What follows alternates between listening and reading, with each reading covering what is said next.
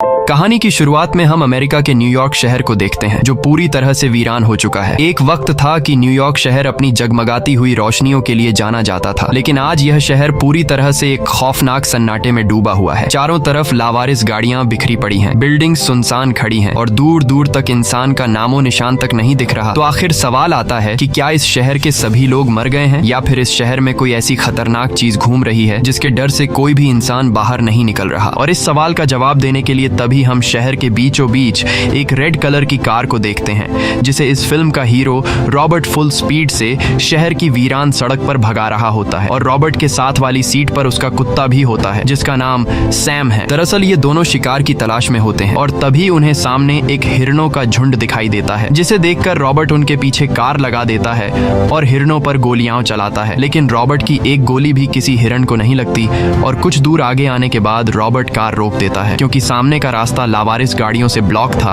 और इसी चीज का फायदा उठाते हुए सभी हिरण भाग जाते हैं। लेकिन तभी रॉबर्ट को कुछ दूरी पर एक हिरण दिखाई देता है, जिसे देखकर रॉबर्ट चुपके से पीछे के रास्ते से जाकर उस हिरण के काफी करीब पहुंच जाता है और रॉबर्ट अपनी स्नाइपर गन से उस हिरण को मारने ही वाला होता है कि तभी एक शेर आकर उस हिरण पर हमला कर देता है। अब यहाँ रॉबर्ट बंदूक की नोक पर उस शेर से हिरण छीन तो सकता था, लेकिन तभी वहां पर एक फीमेल शेर अपने बच्चे के साथ आती है, जिसे देखकर रॉबर्ट को अपनी फैमिली की याद आ जाती है और फिर रॉबर्ट उस शेर पर गोली नहीं चलाता। इसी दौरान रॉबर्ट की घड़ी में अलार्म बजता है, जिसे सुनकर रॉबर्ट आसमान की तरफ देखता है और वो देखता है कि सूरज डूबने वाला है, यानी कि जल्दी ही अंधेरा हो जाएगा। और अंधेरे के डर से रॉबर्ट के चेहरे पर घबराहट साफ नजर आने लगती है, जैसे वो जानता हो कि यहाँ रात के अंधेरे में एक ऐसी चीज बाहर निकलती है जो बहुत ही ज्यादा खतरनाक है। अब यहाँ रॉबर्ट जल्दी से अपने कुत्ते के साथ गाड़ी में बैठकर घर की तरफ आने लगता है और घर पहुंचकर रॉबर्ट सबसे पहले अपने घर के दरवाजे के बाहर ब्लीच छिड़क देता है, ताकि वो खतरनाक चीज रॉबर्ट के स्मेल को सूंघते हुए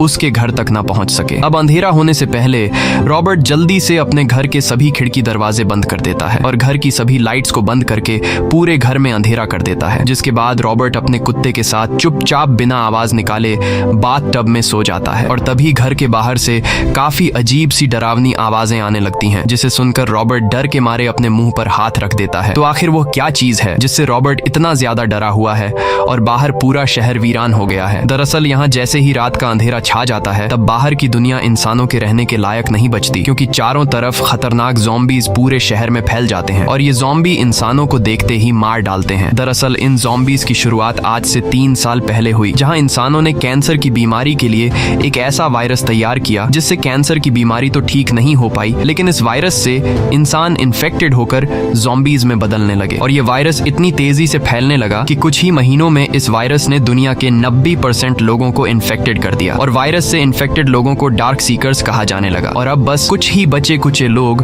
रॉबर्ट की तरह छुपकर जिंदगी गुजार रहे हैं। इन इन्फेक्टेड लोगों को डार्क सीकर्स इसलिए कहा जाता है क्योंकि यह डार्क सीकर्स सिर्फ रात में निकलते हैं। अगर यह लोग दिन में निकलें तो इनकी स्किन बहुत ज्यादा सेंसिटिव होने की वजह से धूप में जल जाएगी, इसलिए यह डार्क सीकर्स रात में निकलकर इंसानों को तलाश करते हैं। साथ ही इन डार्क सीकर्स की सूंघने की शक्ति बहुत ज्यादा तेज है, इसीलिए हर रोज रॉबर्ट अपने घर के दरवाजे के पास ब्लीच छिड़कता है। वहीं अगली सुबह रॉबर्ट की नींद से आंख खुलती है और नींद से जागने के बाद रॉबर्ट सबसे पहले एक्सरसाइज करता है। इसके बाद रॉबर्ट अपने घर के बेसमेंट में बनी लैब में जाता है, जहां हमें पता चलता है कि रॉबर्ट एक साइंटिस्ट है और उसने पिंजरों में कई सारे चूहों को बंद किया है, जिस पर रॉबर्ट एक्सपेरिमेंट कर रहा है। दरअसल आज से 3 साल पहले वायरस फैलने की वजह से रॉबर्ट की वाइफ और उसकी बेटी मारी गई थी और रॉबर्ट की फैमिली के मरने के बाद अब रॉबर्ट की जिंदगी का सिर्फ एक ही मकसद है और उसका मकसद है वायरस से इन्फेक्टेड लोगों का इलाज ढूंढना, ताकि वो डार्क सीकर्स का इलाज करके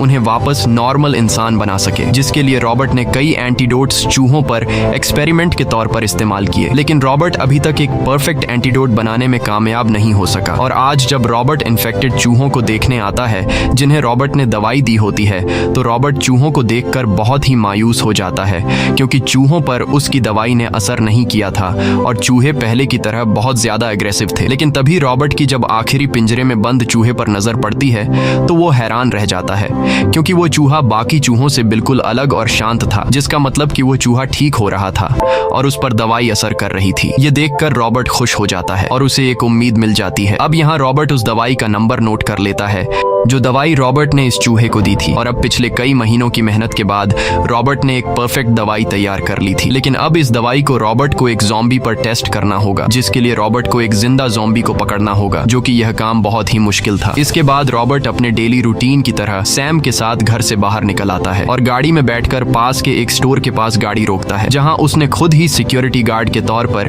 एक डमी आदमी को दरवाजे के पास खड़ा किया होता है। और यहाँ रॉबर्ट उस डमी पुतले को गुड मॉर्निंग कहकर अंदर आता है। साथ ही शॉप के अंदर रॉबर्ट ने और भी कई पुतले खड़े किए थे, जिनसे रॉबर्ट नॉर्मल इंसानों की तरह बातें करने लगता है। दरअसल पिछले 3 सालों से अकेले इस शहर में रहते हुए रॉबर्ट अपनी तन्हाई को दूर करने के लिए इन पुतलों से बातें करता है। अब शॉप से जरूरत का सामान उठाने के बाद रॉबर्ट अपने कुत्ते के साथ गाड़ी में बैठकर एक सी पोर्ट पर आता है और यहाँ हमें पता चलता है कि रॉबर्ट हर दोपहर यहाँ इस सी पोर्ट पर आता है और रेडियो पर अनाउंसमेंट चलाता है, जिसमें वो कहता था, मेरा नाम है रॉबर्ट और मैं न्यूयॉर्क शहर का एक सर्वाइवर हूँ। अगर मेरी तरह कोई और भी कहीं जिंदा बचा है तो मैं तुम्हें खाना, रहने की जगह और सेफ्टी दे सकता हूँ। अगर कोई मुझे सुन रहा है और उसे मदद की जरूरत है तो मैं तुम्हें हर दोपहर इसी सी पोर्ट पर मिलूंगा। रॉबर्ट रेडियो पर यह अनाउंसमेंट इसलिए चलाता है क्योंकि उसे उम्मीद है कि एक ना एक दिन रेडियो पर कोई मेरी आवाज सुनकर जरूर यहाँ आएगा। इसके बाद रॉबर्ट एक बड़े शिप में रखे गए ढेर सारे जेट्स में से एक ब्लैक जेट के ऊपर खड़ा होकर गोल्फ खेलता है और इस दौरान सैम यानी कि रॉबर्ट का कुत्ता उसके शॉट्स को देख रहा होता है। लेकिन तभी अचानक सैम दूसरी तरफ देखने लगता है, जैसे उसने कुछ अजीब सी चीज देख ली हो। ये देखकर रॉबर्ट गन के स्कोप से उस तरफ देखता है और वहाँ उसे एक हिरन दिखाई देता है। अब रॉबर्ट भी हर रोज सब्जी खाकर बोर हो गया होता है, इसलिए रॉबर्ट सैम के साथ उस हिरन का पीछा करने लगता है। लेकिन जैसे ही यह दोनों उस हिरन के करीब पहुंचते हैं तो वो हिरन इन्हें देख लेता है और इन्हें देखते ही वो हिरन भागने लगता है। तब यह दोनों भी हिरन का पीछा करने लगते हैं, लेकिन हिरन भागता हुआ एक बिल्डिंग के अंदर चला जाता है, जहां अंदर काला अंधेरा होता है और यहाँ सैम भी उस हिरन के पीछे बिल्डिंग के अंदर चला जाता है। ये देखकर रॉबर्ट परेशान हो गया, क्योंकि दिन के वक्त ऐसी अंधेरी जगहों में डार्क सीकर्स हो सकते थे और अब सैम को वापस लाने के लिए रॉबर्ट न चाहते हुए डरा सहमा बिल्डिंग के अंदर चला जाता है। अंदर एकदम काला अंधेरा होता है, इसलिए रॉबर्ट अपने राइफल की टॉर्च ऑन कर देता है, जिसके बाद वो सैम को ढूंढने लगता है और यहाँ अंदर रॉबर्ट को काफी अजीब सी आवाजें सुनाई देने लगती हैं। लेकिन रॉबर्ट जैसे तैसे हिम्मत जुटाकर सैम को ढूंढने लगता है और कुछ दूर आगे जाने के बाद उसे सामने एक मरे हुए जानवर का मुंह दिखाई देता है, जिसे देखकर रॉबर्ट मायूस हो जाता है, क्योंकि उसे लगा कि सैम मारा जा चुका है। लेकिन जैसे ही वो कुछ और आगे बढ़ता है तो यहाँ रॉबर्ट को पता चलता है कि ये सैम नहीं बल्कि वो हिरन है जिसका हम पीछा कर रहे थे। अब यहाँ रॉबर्ट फिर से सैम को ढूंढने लगता है और जैसे ही वह सामने की तरफ टॉर्च ऑन करता है तो सामने का नजारा देखकर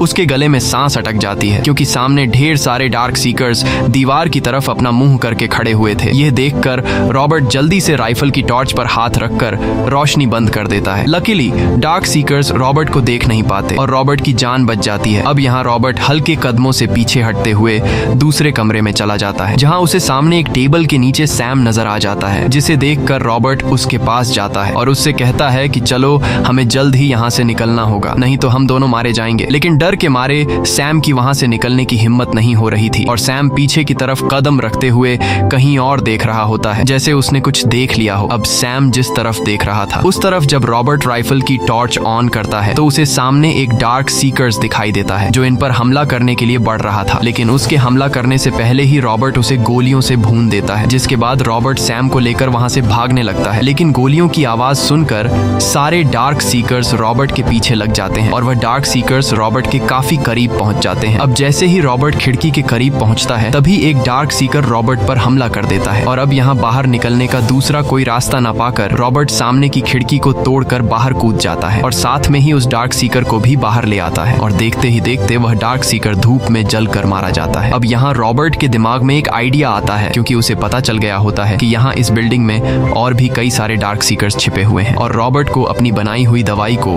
डार्क सीकर पर एक्सपेरिमेंट करने के लिए एक जिंदा डार्क सीकर की जरूरत थी। इसलिए रॉबर्ट यहाँ से जाने के बजाय बिल्डिंग के अंदर मौजूद डार्क सीकर्स के लिए जाल बिछाने लगता है और वो बिल्डिंग के दरवाजे के पास एक फंदा लगाकर रस्सी को एक ट्रक के साथ बांध लेता है। साथ ही रॉबर्ट कुछ देर पहले खिड़की से गिरे हुए डार्क सीकर की बॉडी को भी वहीं फंदे के पास रख देता है। इसके बाद रॉबर्ट अपनी बॉडी से खून निकालकर उस खून के सैंपल को फंदे में रखकर तोड़ देता है, ताकि जैसे ही कोई डार्क सीकर खून सूंघते हुए जाल के पास आए तो वो डार्क सीकर इस जाल में फंस जाए। और होता भी ऐसा ही है। तभी एक डार्क सीकर काले कपड़े में लिपटकर उस ट्रैप में फंस जाता है। अब ज़ॉम्बी को फंसा हुआ देखकर रॉबर्ट काफी खुश हो जाता है, लेकिन तभी बिल्डिंग के अंदर से एक दूसरा डार्क सीकर बाहर निकलता है और वो रॉबर्ट पर जोर से चिल्लाने लगता है। लेकिन धूप में उसकी स्किन जलने की वजह से वो अपने साथी को बचा नहीं पाता और वापस बिल्डिंग में जाने लगता है। लेकिन वापस जाते हुए डार्क सीकर रॉबर्ट को काफी गुस्से से देख रहा होता है और यहाँ हमें पता चलता है कि यह डार्क सीकर बाकी ज़ॉम्बीज का लीडर है। अब यहाँ रॉबर्ट को भी समझ नहीं आता कि यह डार्क सीकर इतना ज्यादा गुस्सा क्यों हुआ, लेकिन जब वो जाल में फंसे हुए डार्क सीकर को बेहोश करके अपने घर लेकर आता है तो यहाँ रॉबर्ट को पता चलता है कि यह एक फीमेल डार्क सीकर है जिसकी बॉडी पर एक तितली का निशान बना हुआ है। और यह सब देखकर रॉबर्ट समझ जाता है कि वो डार्क सीकर्स का लीडर इसलिए इतना ज्यादा गुस्से में था क्योंकि यह फीमेल डार्क सीकर उसकी वाइफ है। अब यहाँ रॉबर्ट जिस दवाई से चूहा नॉर्मल हो गया था उस दवाई को इस फीमेल डार्क सीकर की बॉडी में इंजेक्ट कर देता है, लेकिन काफी देर तक इंतजार करने के बाद भी उस दवाई ने इस डार्क सीकर पर असर नहीं किया। यह देखकर रॉबर्ट बहुत ज्यादा मायूस हो जाता है और अगली सुबह रॉबर्ट एक बार फिर एक नई उम्मीद के साथ घर से बाहर निकल जाता है और दोपहर होते ही वह सी पोर्ट पर पहुंच जाता है जहां से वह हर रोज रेडियो पर अनाउंसमेंट चलाया करता था। लेकिन पिछले 3 सालों की तरह आज भी कोई इंसान सी पोर्ट पर नहीं आया और फिर रॉबर्ट अपनी गाड़ी में बैठकर घर की तरफ निकल पड़ता है। लेकिन जैसे ही वह सुपर स्टोर के करीब पहुंचता है तो वो गाड़ी से देखता है कि जिस पुतले को मैंने स्टोर के दरवाजे पर खड़ा किया था वो पुतला किसी ने सड़क के बीचों बीच रख दिया है। यह देखकर रॉबर्ट पूरी तरह से चौंक जाता है और उसे कुछ समझ नहीं आ रहा होता कि यह सब किसने किया। दरअसल पिछले 3 सालों से अकेले रहने की वजह से रॉबर्ट की दिमागी हालत भी अब थोड़ी सी बिगड़ गई थी, इसलिए वो गुस्से से पुतले पर चिल्लाने लगता है कि तुम बाहर क्यों आए, तुम्हें तो अंदर होना चाहिए था। जिसके बाद रॉबर्ट उस पुतले पर गोलियां चलाकर उसे नीचे गिरा देता है और उस पुतले से पानी निकलने लगता है। अब यहाँ रॉबर्ट जब उस पुतले को देखने के लिए उसके करीब जाता है तो रॉबर्ट को पता नहीं होता कि असल में यह उसके लिए बिछाया हुआ एक जाल है और जैसे ही रॉबर्ट पानी के नीचे लगे ट्रैप पर पांव रखता है तभी एक जाल रॉबर्ट के पैरों को जकड़ लेता है। अब जब रॉबर्ट नीचे गिर रहा होता है तभी उसका सिर नीचे जोर से जमीन के साथ लगता है जिससे रॉबर्ट बेहोश हो जाता है और रॉबर्ट रस्सी से ऊपर लटक जाता है। यहाँ हम देखते हैं कि रॉबर्ट ने जिस तरह से उस फीमेल डार्क सीकर को जाल में फंसाया था ठीक उसी तरह रॉबर्ट भी जाल में लटक जाता है। अब यहाँ रॉबर्ट को लटके हुए शाम होने लगती है और तभी रात का अंधेरा होने से पहले रॉबर्ट की घड़ी में तेज अलार्म बजने लगता है जिसे सुनकर रॉबर्ट होश में आ जाता है और रॉबर्ट देखता है कि सूरज ढलने वाला है और अगर सूरज डूब गया तो वो डार्क सीकर्स रॉबर्ट को नोच नोच कर खा लेंगे। इसलिए रॉबर्ट जल्दी से अपनी जेब से चाकू निकालता है और जैसे तैसे करके उस रस्सी को काट लेता है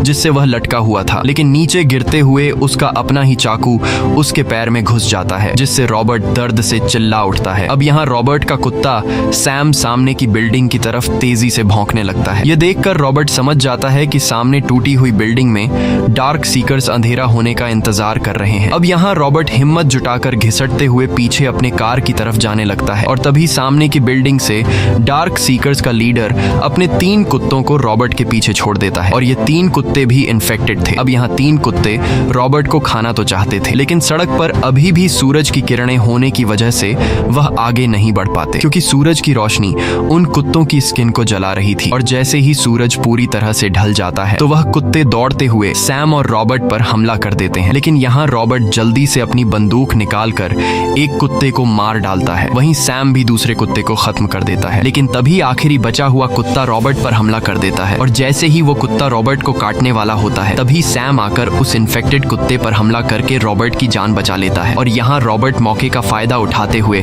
उस कुत्ते को शूट करके मार देता है। अब यहाँ रॉबर्ट जब सैम को देखने जाता है तो वो देखता है कि सैम बुरी तरह से घायल है और सैम को भी इन्फेक्टेड कुत्तों ने काट लिया है। इसके बाद रॉबर्ट सैम को अपने घर ले आता है और सैम को दवाई का इंजेक्शन दे देता है और फिर रॉबर्ट सैम को एक बच्चे की तरह गोद में लेकर उसके ठीक होने का इंतजार करता है। लेकिन देखते ही देखते सैम बहुत ज्यादा एग्रेसिव हो जाता है और जब रॉबर्ट सैम की आंख देखता है तो रॉबर्ट को पता चल जाता है कि अब जल्द ही सैम पूरी तरह से ज़ॉम्बी में बदलने वाला है और अब रॉबर्ट को सैम को मारना होगा। लेकिन रॉबर्ट सैम को नहीं मारना चाहता था क्योंकि सैम ने अपनी जान पर खेलकर रॉबर्ट को उन इन्फेक्टेड कुत्तों से बचा लिया था। लेकिन रॉबर्ट इस बात को समझ जाता है कि अगर मैंने सैम को नहीं मारा तो सैम जल्द ही पूरी तरह से ज़ॉम्बी में बदलकर मुझे मार डालेगा। इसलिए अब न चाहते हुए रॉबर्ट सैम के मुंह को अपने हाथों से दबाकर उसे मार डालता है। अब यहाँ रॉबर्ट पूरी तरह से टूट जाता है क्योंकि सैम को उसने बचपन से पाला था और इस शहर में सैम के अलावा उसका और कोई नहीं था और अब रॉबर्ट पूरी तरह से अकेला हो चुका था। अगले दिन रॉबर्ट जब अपनी गाड़ी में निकलता है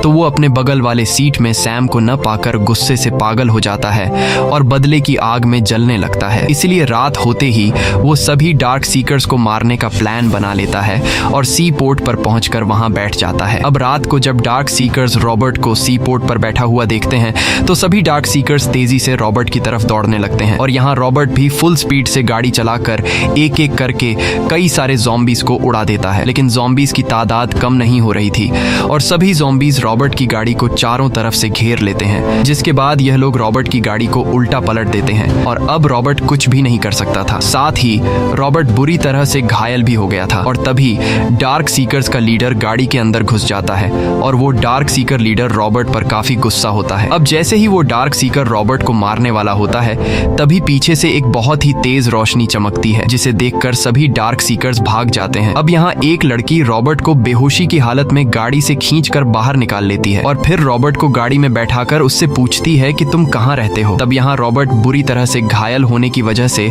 लड़खड़ाती हुई आवाज में उस लड़की को अपना एड्रेस बता देता है, लेकिन साथ ही रॉबर्ट उस लड़की से कहता है कि रात के वक्त मेरे घर की तरफ जाना ठीक नहीं, क्योंकि उन डार्क सीकर्स को मेरे घर का पता चल सकता है, इसलिए तुम सुबह होने का इंतजार करो। ये कहकर रॉबर्ट बेहोश हो जाता है और अगले दिन जब रॉबर्ट की आंख खुलती है तो वो खुद को अपने घर में पाता है। साथ ही वो देखता है कि किसी ने उसके जख्मों पर टांके भी लगा दिए हैं और तभी उसे किचन से किसी की आवाज आती है, जिसे सुनकर रॉबर्ट अपनी गन उठाकर किचन की तरफ जाता है और वहाँ रॉबर्ट एक लड़की और एक बच्चे को देखता है। ये वही लड़की होती है जिसने कल रात रॉबर्ट की जान बचाई। अब यहाँ रॉबर्ट उस लड़की से पूछता है कि तुम कौन हो और तुम दोनों यहाँ कैसे आए, जिस पर वो लड़की जवाब देती है कि मेरा नाम एना है और यह मेरा छोटा भाई ईथन है और हम दोनों रेडियो पर तुम्हारी अनाउंसमेंट सुनकर सी पोर्ट पर आए, लेकिन कल तुम वहाँ नहीं थे और फिर वहाँ सी पोर्ट पर हम तुम्हारा इंतजार करने लगे। अब यहाँ एना रॉबर्ट को बताती है कि हम यहाँ से वर्मोंट जाने वाले हैं। वो एक सेफ जगह है जहाँ मेरी और तुम्हारी तरह कई और सर्वाइवर्स मौजूद हैं। ये सुनकर रॉबर्ट कहता है कि तुम्हें गलत जानकारी मिली है, क्योंकि अब इस दुनिया में कोई भी सेफ जगह नहीं बची है। तब उन दोनों ने कहा कि मेरा यकीन करो, वर्मोंट की पहाड़ियों में सचमुच सर्वाइवर्स की एक बड़ी कॉलोनी मौजूद है और वहाँ के लोग वायरस से बचे हुए हैं, क्योंकि वो एक बर्फीली जगह है और यह वायरस ज्यादा ठंड को बर्दाश्त नहीं कर सकता, इसलिए हम लोगों को उस जगह पर जाना चाहिए। लेकिन रॉबर्ट एना की बात पर यकीन नहीं करता और कहता है कि मैं इस जगह को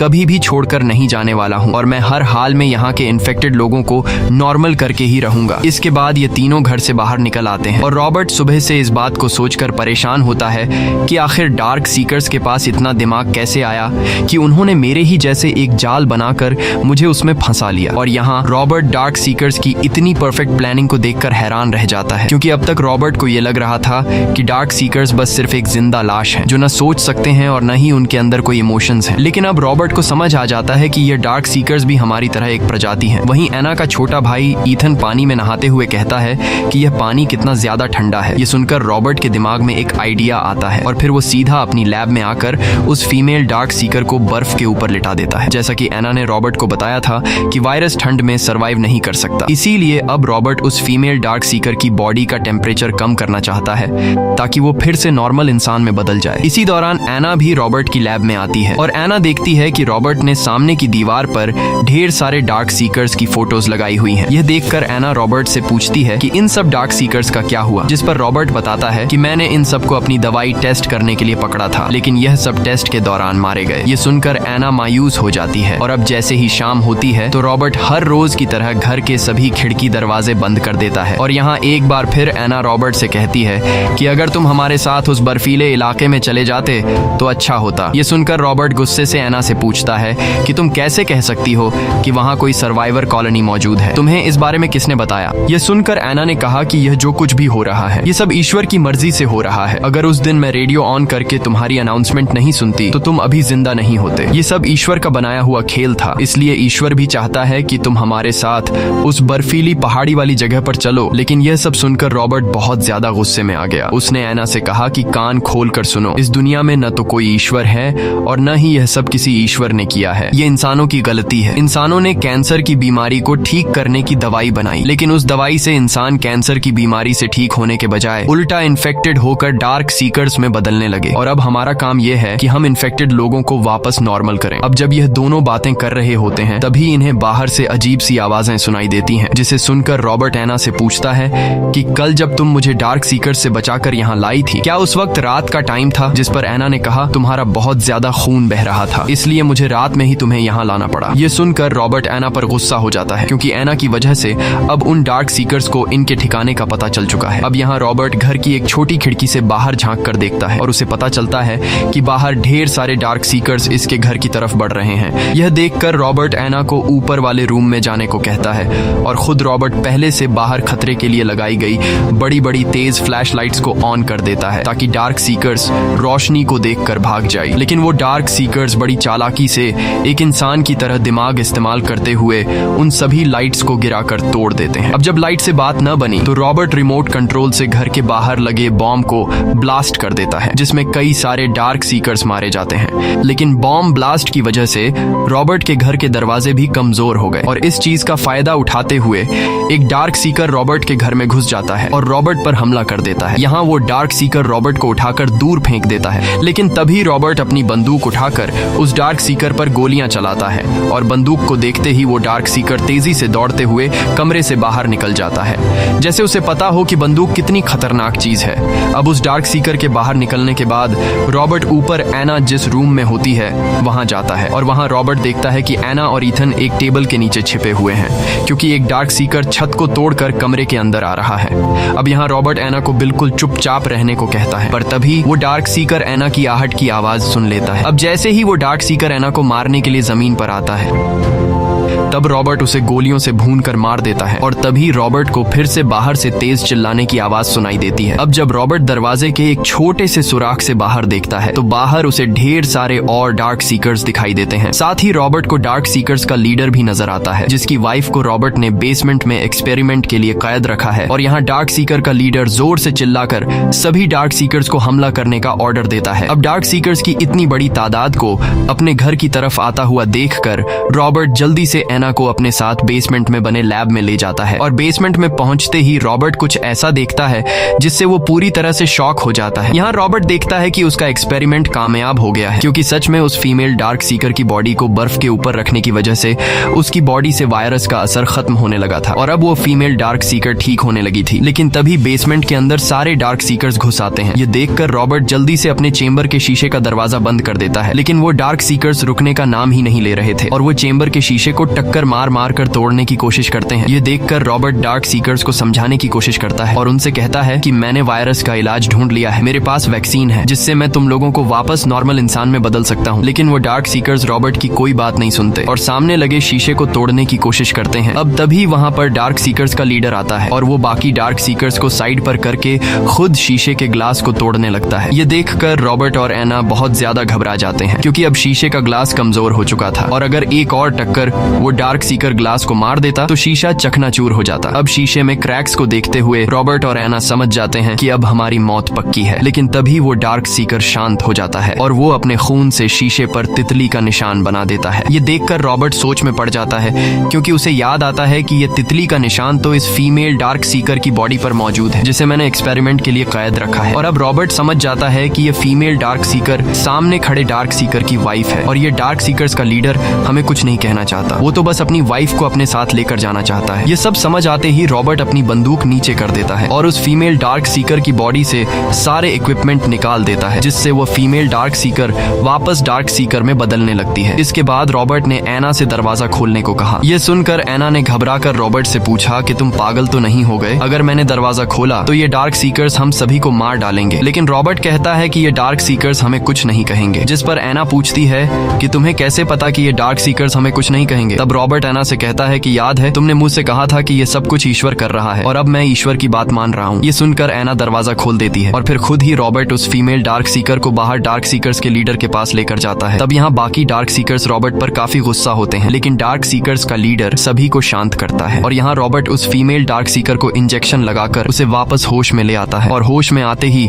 डार्क सीकर्स का लीडर अपनी वाइफ को प्यार करने लगता है और ये सब रॉबर्ट भी देख रहा होता है। यहाँ रॉबर्ट समझ जाता है कि इन डार्क सीकर्स में भी हम इंसानों की तरह इमोशंस हैं। इसके बाद डार्क सीकर्स का लीडर अपनी वाइफ को गोद में लेकर रॉबर्ट पर जोर से चिल्लाता है, जैसे वो रॉबर्ट से कह रहा हो कि हमें अपने हाल पर छोड़ दो। और फिर वो डार्क सीकर सामने की दीवार पर लगे अपने साथियों की तस्वीर को देखता है, जिसे देखकर वो बहुत ज्यादा उदास होता है। दरअसल इन डार्क सीकर्स के लिए रॉबर्ट ही एक मॉन्स्टर बन गया था, जो उनके साथियों को किडनैप करके उन्हें इलाज के नाम पर मार रहा था। अब रॉबर्ट को भी अपनी गलती का एहसास हो जाता है और रॉबर्ट मन ही मन उन डार्क सीकर्स से माफी मांगता है, जिसके बाद डार्क सीकर्स रॉबर्ट को माफ करके उसे जिंदा छोड़कर चले जाते हैं और अगले दिन हम देखते हैं कि रॉबर्ट, एना और ईथन के साथ गाड़ी में बैठकर न्यूयॉर्क शहर को फाइनली छोड़ देता है और वर्मोंट के पहाड़ी इलाके की तरफ ये तीनों निकल पड़ते हैं। मूवी के आखिर में हम देखते हैं कि ये तीनों वर्मोंट के पहाड़ी इलाके में पहुंच जाते हैं जहां सच में एक सर्वाइवर्स की कॉलोनी थी। इसी के साथ ये कहानी खत्म हो जाती है। अगर आपको ये वीडियो अच्छी लगी हो तो हमारे चैनल को सब्सक्राइब और वीडियो को लाइक जरूर कीजिएगा।